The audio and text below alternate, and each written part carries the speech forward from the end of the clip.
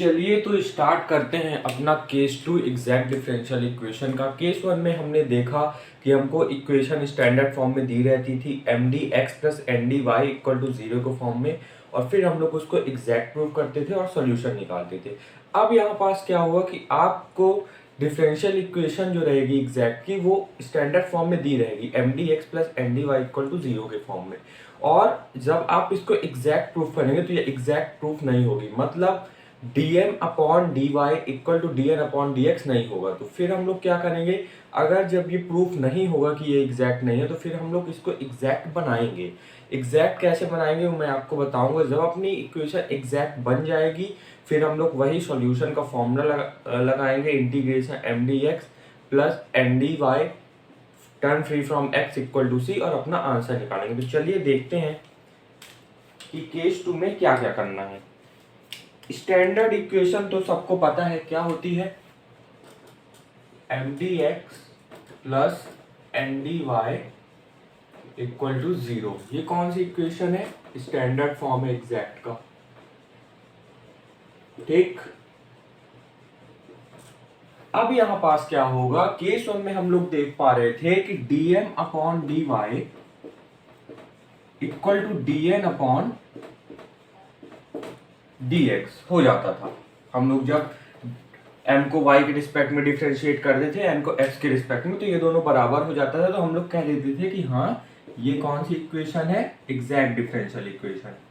लेकिन अब क्या होगा, dm upon D Y not equal to dn upon dx होगा। तो मैं प्रोसीजर बता रहा हूं। अब क्या होगा, dm upon D Y not equal to dn upon dx होगा। अगर नॉट इक्वल है तो इसका मतलब एग्जैक्ट डिफरेंशियल इक्वेशन नहीं है। तो यहां पास लिखूंगा since it is not equal therefore it is not exact differential equation, ठीक। D I upon D Y बराबर D N upon D X नहीं है तो इसका मतलब ये डिफरेंशियल इक्वेशन नहीं है। अगर ये डिफरेंशियल इक्वेशन नहीं है, मतलब D M upon D Y बराबर D N upon D X नहीं रहेगा, तो हम इसको डिफरेंशियल इक्वेशन में बनाएंगे। तो कैसे बनाएंगे, मैं यहाँ पास लिख देता हूं, then we convert into exact differential equation. फिर हम लोग इसको एग्जैक्ट डिफरेंशियल इक्वेशन में कन्वर्ट करेंगे। मैं क्या करूंगा, m और n में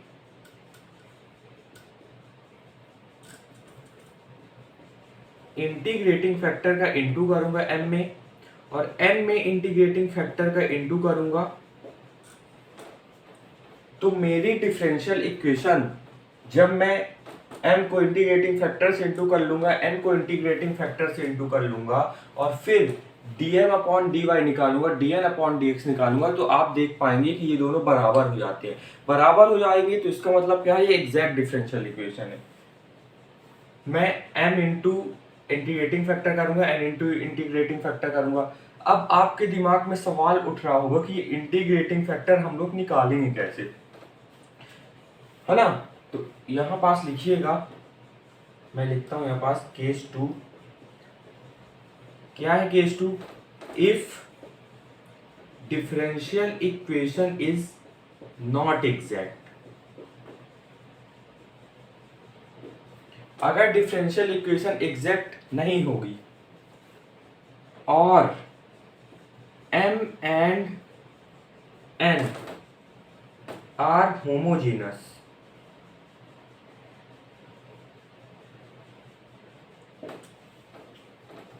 अगर differential equation exact differential equation नहीं होगी और m एंड n कैसे होंगे, होमोजीनस होगा, तो इंटीग्रेटिंग फैक्टर जो होगा अपना वो होगा 1 अपॉन mx प्लस ny। अगर अपनी डिफरेंशियल इक्वेशन नॉट एग्जैक्ट होगी, मतलब एग्जैक्ट नहीं होगी, मतलब dm अपॉन dy बराबर dn अपॉन dx नहीं होगा, तो उसके नहीं होगा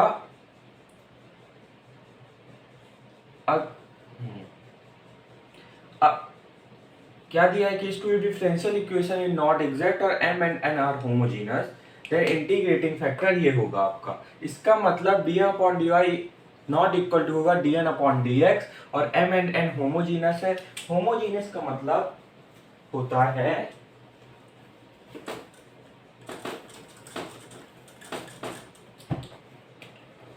कि होमोजीनियस का मतलब होता है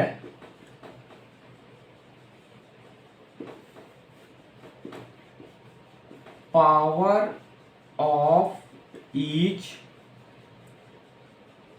टर्म इज सेम।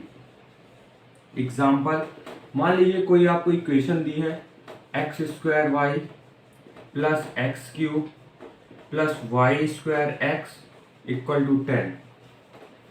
तो होमोजीनियस क्या होता है, power of each term is same, है ना, जो पावर होगी टर्म की वो सेम रहेगी। तो यहां पास आप देख पा रहे होंगे, यहां पास लिखिएगा sum of power of each term is same. तो यहां पास अगर मैं पावर का सम करूं, पावर मतलब डिग्री, इसकी 2 है, इसकी 1 है, 2 + 1 3, यहाँ पास भी 3, 2 + 1 3। तो आप देख पा रहे होंगे जब मैं पावर का सम करता हूँ तो तीनों बराबर आते हैं। तो इसका मतलब ये कौन सी इक्वेशन है, कैसी इक्वेशन है, होमोजेनस इक्वेशन है। एक और एग्जांपल लेता हूँ,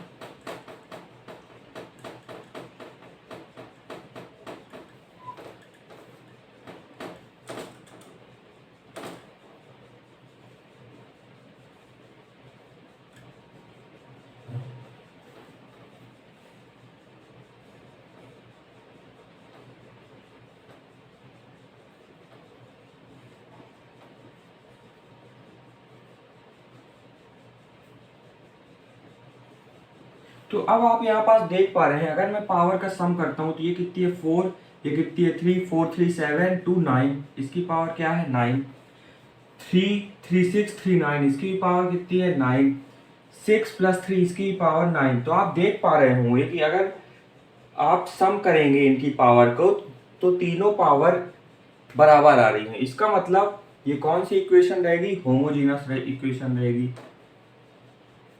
कैसी इक्वेशन रहेगी, होमोजीनस। ठीक, तो मेरे कहने का मतलब है अगर सम ऑफ पावर मैं करूंगा इस टर्म का इक्वेशन में, तो अगर वो टर्म बराबर आई सबकी तो कौन सी इक्वेशन रहेगी, होमोजीनस इक्वेशन रहेगी। ठीक, तो पॉज करके इतना नोट करिए, फिर अपन लोग आते हैं डायरेक्ट क्वेश्चन में। चलिए तो आते हैं अपन लोग अपने पहले क्वेश्चन में, एग्जैक्ट डिफरेंशियल इक्वेशन केस 2 के। क्वेश्चन दिया है x² y minus 2xy² dx minus x³ minus 3x² y dy equal to 0। ठीक, क्वेश्चन जब हम लोग करेंगे तो ये केस आपको ज्यादा क्लियर होगा। इस केस में कुछ नहीं है, बहुत ही सिंपल केस है और आरजीबीवी के हिसाब से ज्यादा इंपॉर्टेंट टॉपिक भी नहीं है, लेकिन पढ़ना तो पड़ेगा। ठीक, अब मैं क्या करता हूँ, इसको शक्ल में बनाता हूँ। कौन सी शक्ल में, mdx प्लस ndy की शक्ल में। तो माइनस का मैं अंदर इसमें इंटू करता हूँ, तो ये हो जाएगा x² y minus 2xy² dx। Minus का अंदर इंटू कर दूंगा तो क्या हो जाएगा, ये माइनस x³ हो जाएगा, minus minus plus 3x² y dy equal to 0। अब आप देख पा रहे होंगे कि ये mdx प्लस ndy के फॉर्म में बन गया है। तो मैं लिखूंगा यहाँ पास it is of form mdx plus ndy equal to 0। dx के बगल वाला क्या होता है, m कितना है x² y minus 2xy²। dy के बगल वाला क्या होता है n, तो n कितना है minus x³ plus 3x² y। फिर क्या करेंगे अपन लोग, dm अपॉन dy निकालेंगे। तो चलिए मैं निकालता हूँ, dm upon dy dy m कितना है, m है x² y माइनस 2xy²। इसको डिफरेंशिएट करता हूँ y के रिस्पेक्ट में, तो x² कांस्टेंट है, y का हो जाएगा 1 माइनस 2x कांस्टेंट है, y का हो जाएगा पावर नीचे एक पावर कम, तो ये हो जाएगा x² माइनस 4xy। फिर क्या निकालेंगे, फिर निकालेंगे dn/dx।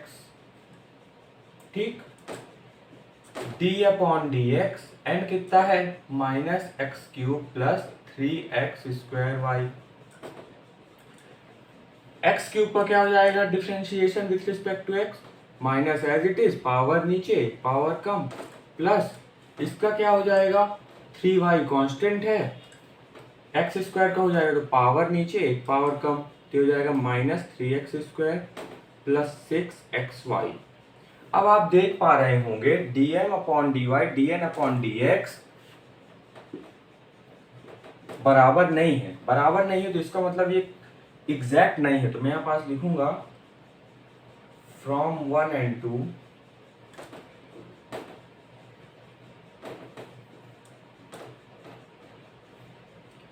dm/dy is not equal to dn/dx. It means it is not exact. अगर एग्जैक्ट नहीं होगी फिर मैं क्या करूंगा, इसको एग्जैक्ट बनाऊंगा। एग्जैक्ट कैसे बनाऊंगा, m एंड n पे इंटीग्रेटिंग फैक्टर का इंटू करूंगा। तो इंटीग्रेटिंग फैक्टर का इंटू करने से पहले मुझे इंटीग्रेटिंग फैक्टर क्या करना पड़ेगा, निकालना पड़ेगा। इंटीग्रेटिंग फैक्टर निकालने के लिए मैंने आपको बताया था कि dm/dy not equal to dn/dx होना चाहिए, जो कि है, और m और n कैसे होने चाहिए, होमोजीनस होना चाहिए। तो मैं पहले चेक करता हूँ m और n होमोजीनस है कि नहीं। m और n होमोजीनस तब होंगे जब उसका sum of power of each term कितना होगा, सेम होगा। तो मैं यहाँ पास देखता हूँ, यहाँ पास पावर का टर्म कितना है 2 + 1 3, और यहाँ पास भी कितना है 1 + 2 3। तो ये कैसा है, होमोजीनस है। ठीक, यहाँ पास भी देखिए पावर कितना है 3, और यहाँ पास भी देखिए 2 + 1 3। तो आप देख पा रहे होंगे पावर सबकी सेम है, तो इसका मतलब m एंड n क्या है, होमोजीनस है। अगर m एंड n अपना होमोजीनस है तो फिर हम लोग का इंटीग्रेटिंग फैक्टर क्या होता था, सिंस लिखेंगे हम लोग m and n are homogeneous, therefore integrating factor equal to 1/mx plus ny। ठीक, integrating factor equal to 1/m कितना है, m है अपना x² माइनस 2xy², और ये x प्लस n कितना है, n है -x³ प्लस 3x² y। ठीक, इसको मैं सॉल्व करता हूं तो ये हो जाएगा इंटीग्रेटिंग फैक्टर इक्वल टू 1/, ये हो जाएगा x का अंदर इंटू करता हूँ तो हो जाएगा x³ माइनस 2x² y²। ठीक, ये हो जाएगा y का अंदर इंटू करता हूँ तो हो जाएगा -x³ y, ये हो जाएगा प्लस 3x² y²।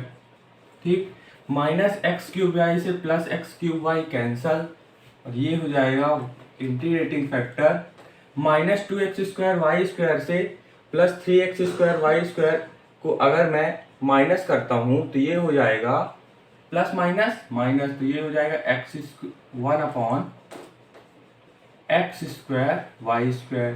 ये है अपना इंटीग्रेटिंग फैक्टर।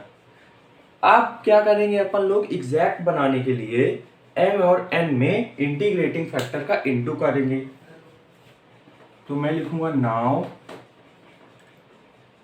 अपना जो नया m निकल के आएगा वो होगा m इंटू इंटीग्रेटिंग फैक्टर।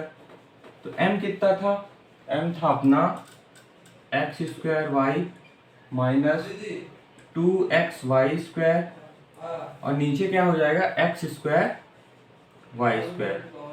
इसको मैं अलग अलग करता हूँ, एलसीएम खोलता हूँ मतलब, तो ये हो जाएगा X square Y upon x square Y square minus 2xy square upon x square Y square. Y square से Y square cancel, X square से एक्स स्क्वायर कैंसल, एक वाई से एक वाई कैंसल, एक एक्स से एक एक्स कैंसल। तो ये हो जाएगा 1/y माइनस 2 1/x। ये निकल आया अपना नया m। ठीक, पॉज करके नोट कर लिए, फिर मैं यहां लिखता हूं।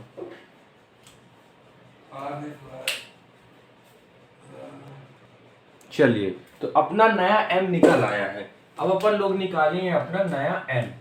कैसे निकालेंगे? इंटीग्रेटिंग फैक्टर का इंटू करके। अब मैं क्या करूंगा, नया n निकालूंगा। कैसे निकलेगा? n into integrating factor. n कितना था? Minus x cube plus 3x square y, और इंटीग्रेटिंग फैक्टर क्या है अपना? 1/x square Y square.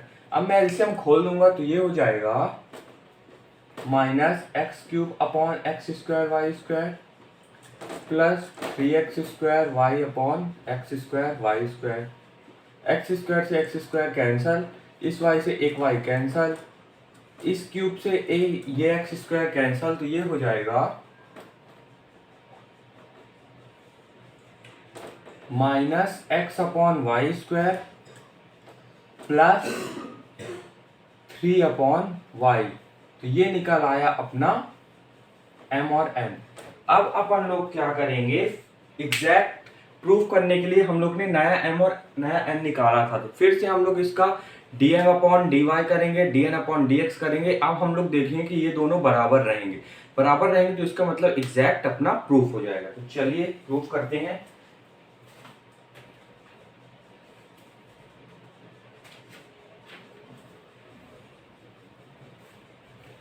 अब मैं क्या करूंगा, dm अपॉन नाउ dm/dy निकालूंगा। अपना नया m कितना आया था? d/dy इंटीग्रेशन करूंगा किसका, वो सॉरी डिफरेंशिएशन करूंगा 1/y माइनस 2/x। ठीक, तो ये हो जाएगा 1/y कांस्टेंट, 1/y का डिफरेंशिएशन क्या हो जाएगा? माइनस 1/y स्क्वायर, और ये कैसा बिहेव करेगा? कांस्टेंट बिहेव करेगा।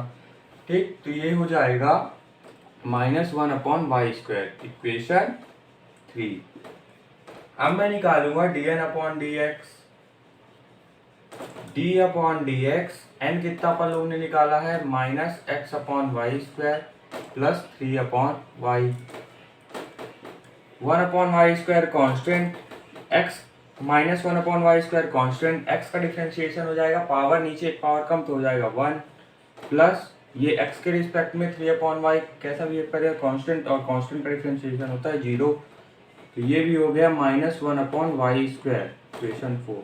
अब आप देख पा रहे होंगे कि इक्वेशन 3 और इक्वेशन 4 बराबर है, मतलब dm/dy बराबर है dn/dx के।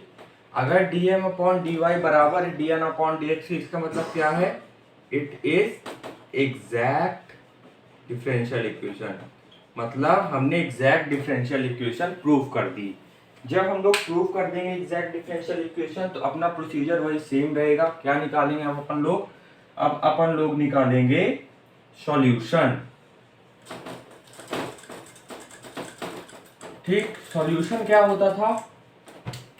सॉल्यूशन होता था integration mdx plus integration ndy term free from x equal to c. Integration m कितना है? अब हम लोग नया m लेंगे। कुछ लोग क्या करते हैं, पुराना m ले लेते हैं, और पुराने m में हम लोग ने देखा था dm/dy इक्वल टू dn/dx नहीं हुआ था। लेकिन जो हम लोग का नया m हुआ था, उसमें हम लोग ने कर दिया था प्रूफ कि हाँ ये एग्जैक्ट डिफरेंशियल इक्वेशन है। हम यहाँ पास नया m लेंगे जो हम लोग ने निकाला है। तो नया m क्या है अपना? 1/y -2/x dx plus integration n कैसा होगा, टर्म फ्री फ्रॉम x होगा। तो यहाँ पास x आ रहा है तो ये तो नहीं चलेगा, लेकिन यहाँ पास आप देख रहे होंगे x नहीं आ रहा है, इसका मतलब ये टर्म फ्री फ्रॉम x है, तो यही वाला टर्म लेंगे 3/y dy equal to c। ठीक,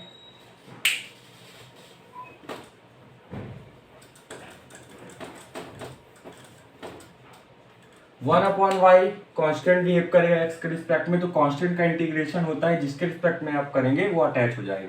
तो यहाँ मैं इसको x के रिस्पेक्ट में कर रहा हूँ, तो इंटीग्रेशन ऑफ 1/y हो जाएगा 1/yx माइनस 2 को बाहर किया, 1/x का इंटीग्रेशन होगा, 1/x का इंटीग्रेशन होता है log x।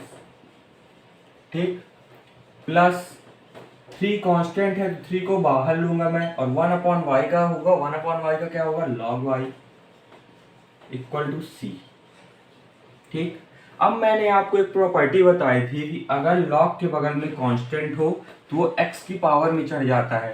तो यहाँ पास आप देख रहे होंगे कि a log x है, a log x, तो ये log x a हो जाएगा। ठीक, तो ये हो जाएगा 1/yx, ये -2 कहाँ चला जाएगा, इसके ऊपर, तो ये हो जाएगा plus log x square, plus ये भी y के कहाँ चला जाएगा ऊपर, तो ये हो जाएगा log y cube equal to c। अब आप यहाँ पास देख पा रहे होंगे log c plus log d, एक आइडेंटिटी और होती है log c plus log d होता है log cd। तो मैं इसको लिख सकता हूं x/y plus log x square y cube equal to c। यही है अपना आंसर। आप यहां तक भी छोड़ देंगे तो कोई गलत का बात नहीं होगी, आपको पूरे नंबर मिलेंगे। पॉज करके नोट कर लीजिए, फिर मिलते हैं अपने नेक्स्ट क्वेश्चन पे। चलिए तो आते हैं हम अपन लोग अपने दूसरे क्वेश्चन में। आप क्वेश्चन देख पा रहे होंगे कि ये क्वेश्चन मुझे mdx प्लस ndy के फॉर्म में दिख रहा है, dx के बगल में m, dy के बगल में n। तो मैं यहाँ पास लिखूंगा solution it is of form mdx plus ndy equal to 0। फिर अपन लोग क्या करते थे, फिर अपन लोग लिखते थे m, dx के बगल वाला m होता है, फिर लिखते थे n, dy के बगल वाला n होता है, -x³ माइनस y³। फिर क्या करते थे, फिर अपन लोग निकालते थे dm/dy, ये हो जाएगा d/dy, m कितना है x² y, x² constant, y का हो जाएगा y। फिर dn/dx निकालते थे, d/dx, n कितना है, n है अपना -x³ माइनस y³। तो minus as it is, power नीचे हो जाएगी, एक पावर कम हो जाएगी, और -y³ का 0। तो अब आप देख पा रहे होंगे कि dm/dy नॉट इक्वल है dn/dx के। अगर ये नॉट इक्वल है तो इसका मतलब ये एग्जैक्ट नहीं है, there since it is not equal, therefore it is not exact। अब हमको क्या करना पड़ेगा, एग्जैक्ट बनाना पड़ेगा। एग्जैक्ट बनाने के लिए अपन लोग क्या करेंगे, इंटीग्रेटिंग फैक्टर निकालेंगे। इंटीग्रेटिंग फैक्टर निकालने के लिए हमको दो कंडीशन रहनी चाहिए, एक नॉन एग्जैक्ट होना चाहिए, मतलब dm/dy बराबर dn/dx नहीं होना चाहिए, और दूसरा m और n कैसे होना चाहिए, होमोजीनस होना चाहिए। तो देखते हैं होमोजीनस है कि नहीं। होमोजीनस क्या होता है, पावर का सम ईच टर्म का सेम होना चाहिए। तो यहाँ पास 1 है, 2 + 1 3 हो जाएगी इसकी पावर। यहाँ पास भी देख रहे हो x की पावर 3 है, y की पावर 3 है। तो आप देख पा रहे होंगे पावर m और n की सेम है। तो इसका मतलब यहाँ पास मैं लिख देता हूँ m, यहाँ पास नहीं लिखता हूँ, यहाँ लिखता हूँ, since m and n are homogeneous, therefore integrating factor क्या हो जाएगा 1/mx प्लस एन वाई। ठीक, तो इंटीग्रेटिंग फैक्टर अपन लोग निकालते हैं अब।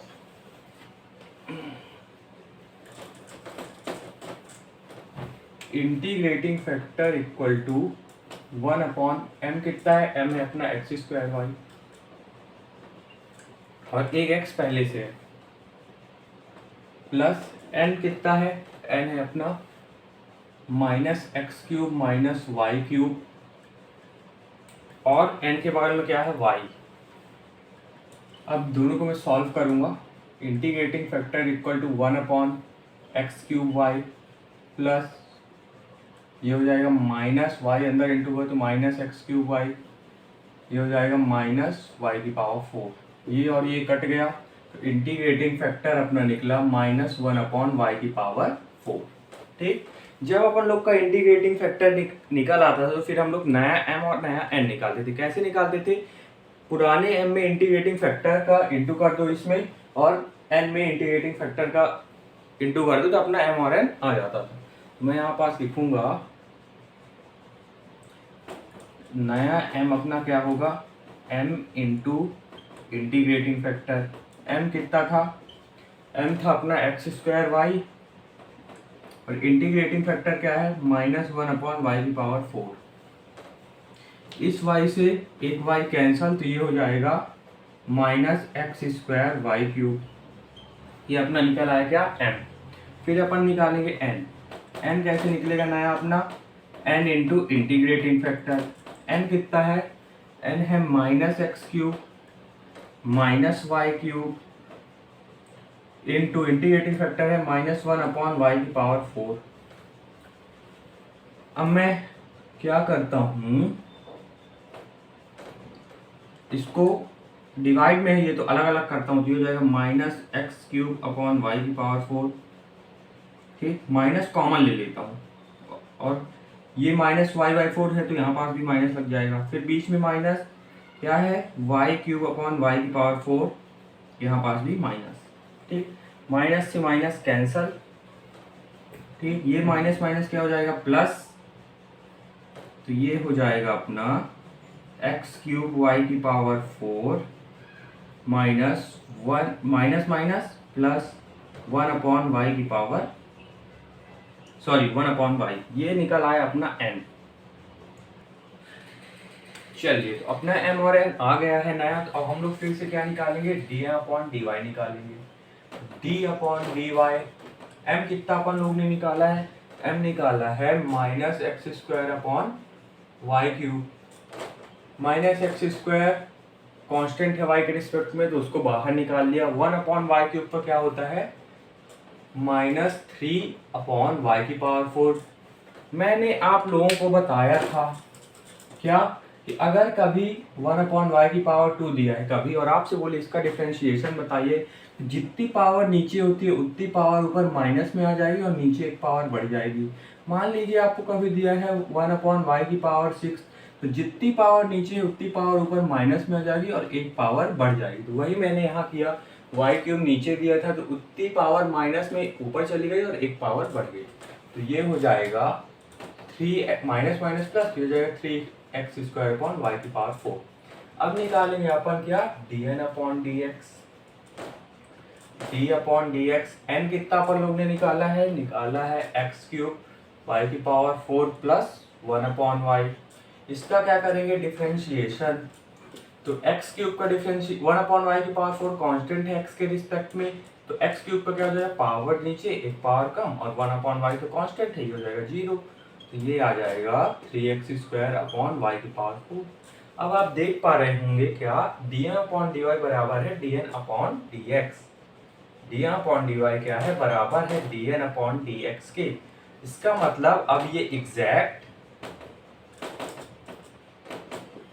It is exact differential equation. यही तो अपन लोग को करना था। पहले अपन लोग ने चेक किया कि एग्जैक्ट नहीं निकला, फिर अपन लोग को एग्जैक्ट बनाना पड़ा तो इंटीग्रेटिंग फैक्टर निकाला, m और n में पुराने वाले जो m और n में थे उसमें इंटीग्रेटिंग फैक्टर इंटू किया तो नया m और n आया, फिर उसका भी dm/dy निकाला, dn/dx निकाला, दोनों बराबर हो गए, एग्जैक्ट प्रूफ हो गया। जब एग्जैक्ट प्रूफ हो जाता तो अपन लोग क्या सिंपल निकाल देते थे, क्या सॉल्यूशन।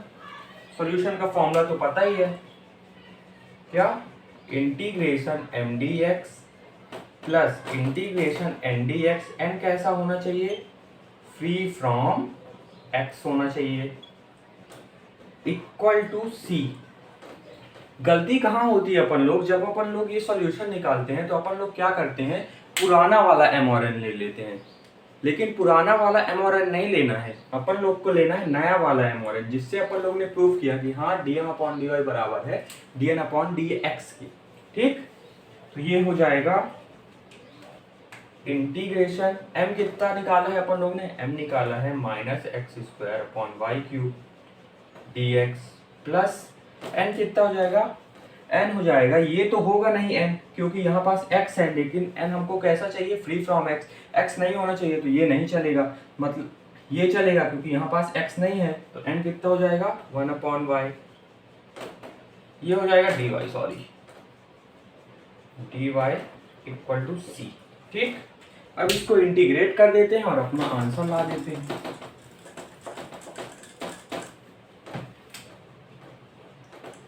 -1/y³ कांस्टेंट है, -1/y³ x के रिस्पेक्ट में करना है क्योंकि, और x² का इंटीग्रेशन क्या हो जाएगा, एक पावर बढ़ जाएगी और जितनी पावर बढ़ेगी उतनी पावर नीचे, प्लस 1/y का तो सबको पता है, 1/x का क्या होता है log x, तो 1/y का क्या हो जाएगा log y equal to c। तो ये क्या हो जाएगा -x³/3y³ plus log y equal to c। यही है अपना आंसर। तो पॉज करके नोट कर लिया जाए। अब अपन लोग अगले लेक्चर में मिलते हैं, वहां पास अपन लोग करेंगे केस 3, बहुत ही सिंपल है वो भी। चलिए तो पॉज करके